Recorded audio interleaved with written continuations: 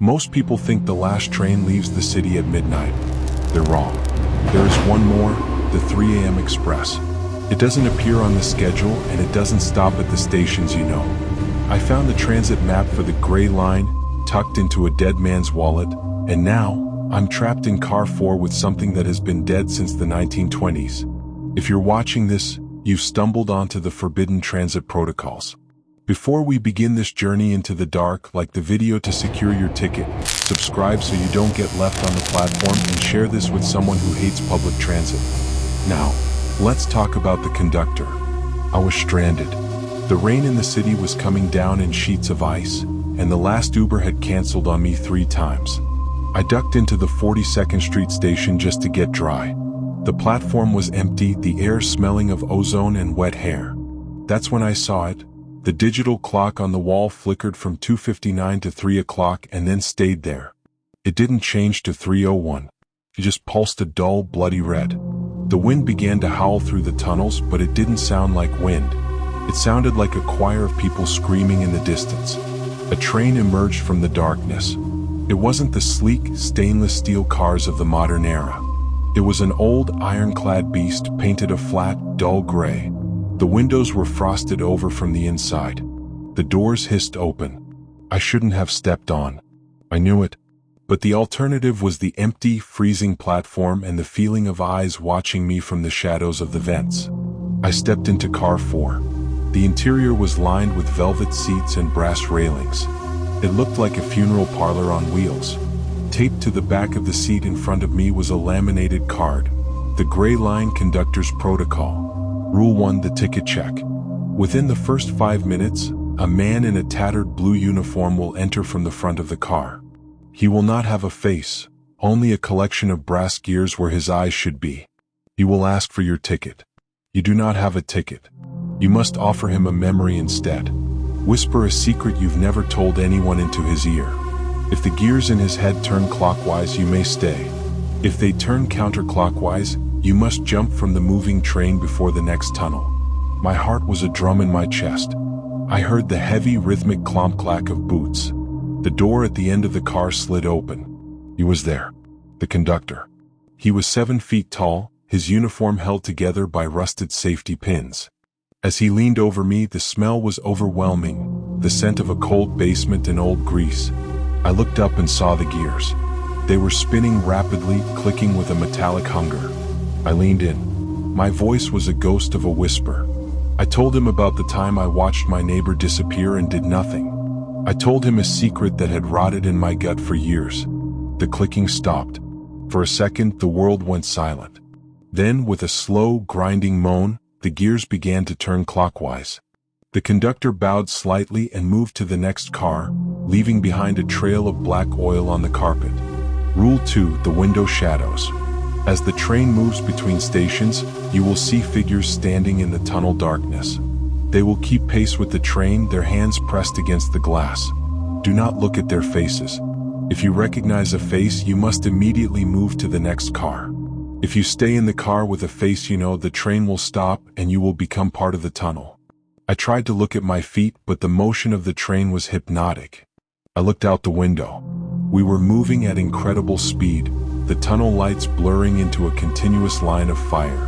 Then I saw them. People.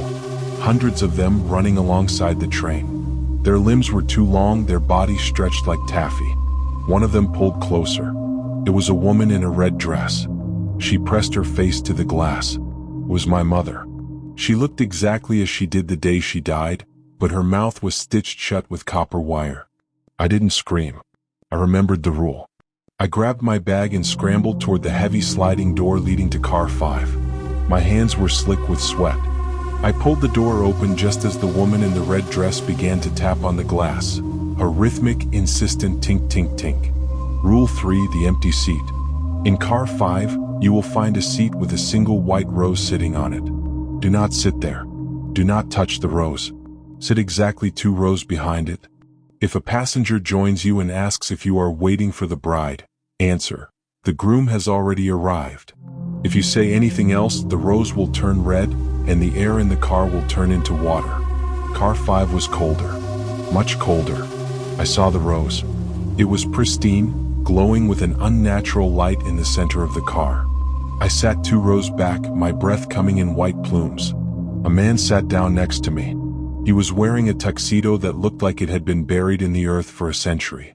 Dirt fell from his sleeves onto the floor. He didn't look at me. He just stared at the white rose. "Are you waiting for the bride?" he asked.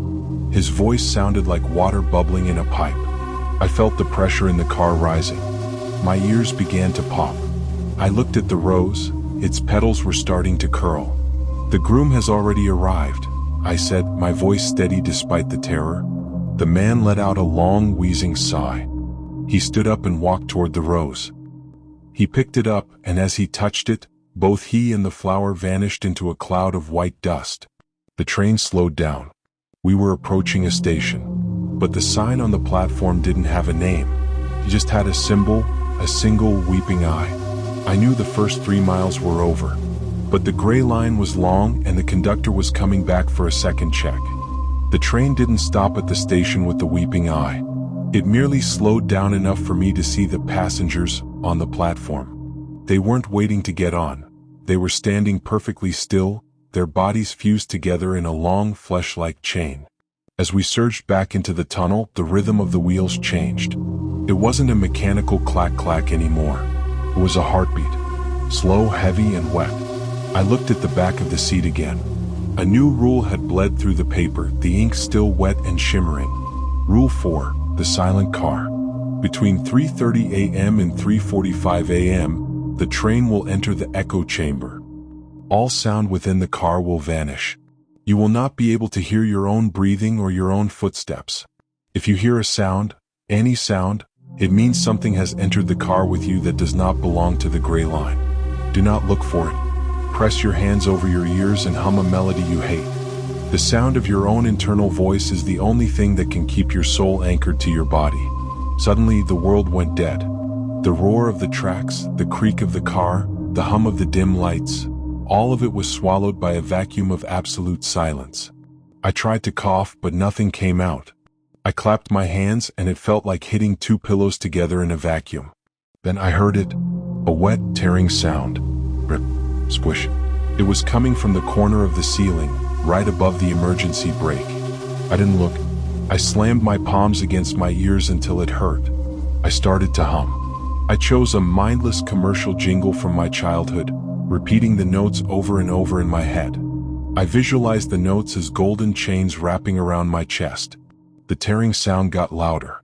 It sounded like someone was unzipping a heavy leather jacket made of human skin. Something cold and slimy brushed against the top of my head. It felt like a dozen tiny, wet fingers exploring my scalp. I didn't stop humming. I hummed until my mind felt like it was vibrating. A sharp pop echoed through the car as the sound rushed back in. The train screamed as it took a sharp turn, and the silence was gone. I looked at the ceiling. There was nothing there but a long, glistening streak of translucent slime that smelled like the sea. Rule 5, the map change. The digital map above the door will begin to show stations that are not on any earthly grid. If the map displays the maw, or the nursery, move to the center of the car and hold onto the brass pole. Do not let go even if the floor begins to tilt. If the map displays home, do not get off. It is a lure. Home is the most dangerous station on the gray line. I looked at the map. The red LED lights were dancing, rearranging themselves into jagged shapes. The letters flickered. Station 9, the nursery. The train didn't just tilt, it heaved. The entire car lurched 45 degrees to the left. I lunged for the center brass pole, gripping it until my knuckles turned white. Outside the windows, the tunnel walls disappeared. We were flying through a vast, cavernous space filled with thousands of glowing, translucent sacs hanging from the ceiling. Inside each sac was the silhouette of a person, curled in the fetal position. The car began to spin slowly like a rotisserie. I swung around the pole, my feet dangling over a floor that was now a vertical wall. Through the glass, I saw one of the sacs twitch. The person inside opened their eyes. They were glowing blue, the same blue as the gas station neon.